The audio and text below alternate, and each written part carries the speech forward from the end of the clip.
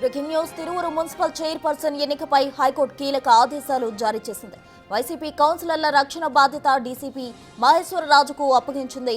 ఎన్నిక పూర్తయ్యే వరకు వాళ్ళు ప్రొటెక్షన్ కల్పించాలని ఆదేశాలు జారీ చేసింది. అటు వైసీపీ సభ్యులు ఎక్కడ ఉన్నారో అక్కడి నుంచి పూర్తి స్థాయి భద్రతతో ఎలక్షన్ హాల్కు తీసుకెళ్లాలని సూచించింది హైకోర్టు.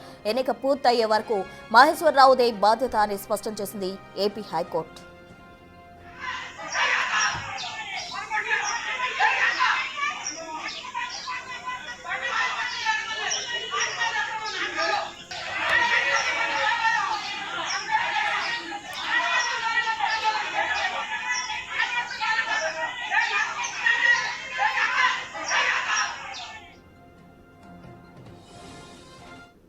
ఎక్కువ నిధులు తెచ్చి వాళ్ళ వార్డులు తిరువూరు నగరాన్ని అభివృద్ధి చేసుకోవడానికి అవకాశం ఉంటుందన్న ఉద్దేశంతో తీసుకున్న నిర్ణయం తప్ప ఇందులో అంతకన్నా పెద్ద అంశాలు ఏమి లేవండి. సార్, అంటే వైసీపీ నేతలు పోలీసులు ఎమ్మెల్యే అధికార బలాన్ని వినియోగించి ఎన్నిక సజావుగా జరగకుండా అడ్డుకుంటున్నారని చెప్పి హైకోర్టులో కూడా పిటిషన్ వేశారు. ఒక ఇన్ఛార్జ్ డిఎస్పీ కూడా ఇన్ఛార్జ్ ఒప్పచెప్పినట్టు. ఇప్పుడు తెలుగుదేశం పార్టీ అధికార దుర్వినియోగానికి పాల్పడుతుంది, లేదా ఎమ్మెల్యే దౌర్జన్యం చేస్తున్నాడు, తెలుగుదేశం పార్టీ నాయకులు దౌర్జన్యం చేస్తున్నారు అనే వాళ్ళందరికీ నాది ఒకటే ప్రశ్న అండి. మా కూటమి ప్రభుత్వం ఏర్పడ్డ తర్వాత తెలుగుదేశం పార్టీ కార్యకర్తలు ఎక్కువ మంది హత్యకు గురయ్యారా, వైసీపీ కార్యకర్తలు ఎక్కువ మంది హత్యకు గురయ్యారా? మీరు చెప్పండి.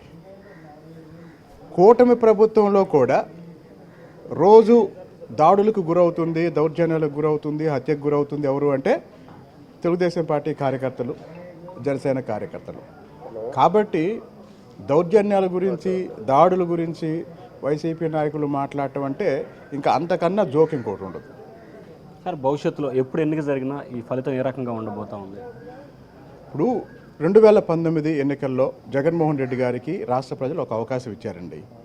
ఆ 5 సంవత్సరాలు ఆయన అమలు చేసిన తుగ్లక్ విధానాల వల్ల ప్రజలు ఏం చేశారు? 11 స్థానాలు ఇచ్చారు.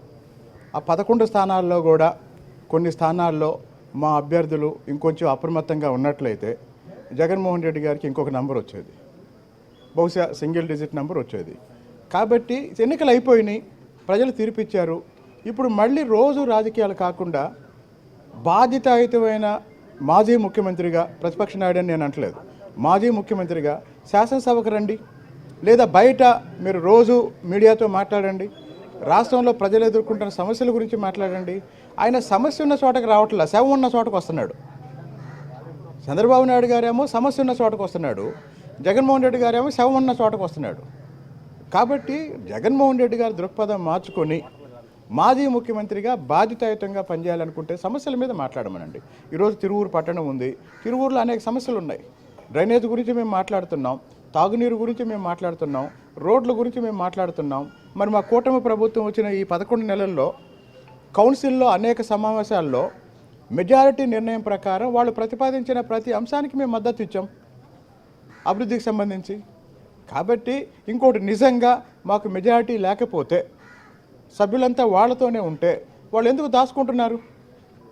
మా సభ్యులు, మా కౌన్సిలర్ల కుటుంబ సభ్యులు ఎందుకు పోలీస్ కేసు పెడుతున్నారు?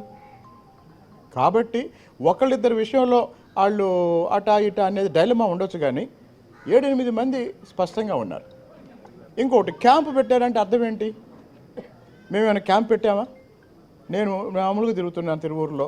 మా కౌన్సిలర్లు, మా సత్యవతి గారు కానీ, మా హుస్సేన్ గారు కానీ, మా సురేంద్ర గారు కానీ, మా నీలిమ గారు కానీ, మిగతా వాళ్ళందరూ, శేఖర్ బాబు గారు కానీ, అందరూ స్వేచ్ఛగా తిరుగుతున్నారు. ఎవరిని ప్రలోభాలు పెట్టలేదండి.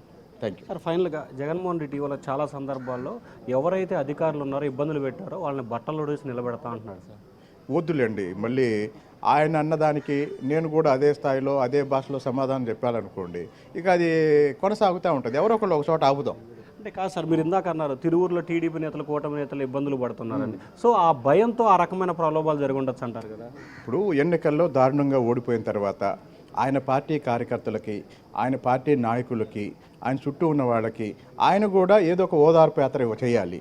అందుకే రోజు అట్లాంటి స్టేట్మెంట్ బయటకు వచ్చినప్పుడల్లా బట్టలు ఎడదీస్తూ ఉంటాడు. సో ఇది మొత్తం మీద చూసుకుంటే ముఖ్యంగా వైఎస్ఆర్సీపీ నేతలకి కార్యకర్తలకి ధైర్యం భరోసా ఇచ్చేందుకే జగన్ ప్రతిరోజు బట్టలోడ తీస్తాను ఒక నినాదం చెప్తున్నారు. ఆ పార్టీ నేతలకి కార్యకర్తలకి ఆయన ఓదార్పు యాత్రలు చేస్తున్నారు తప్ప మరొకటి కాదు.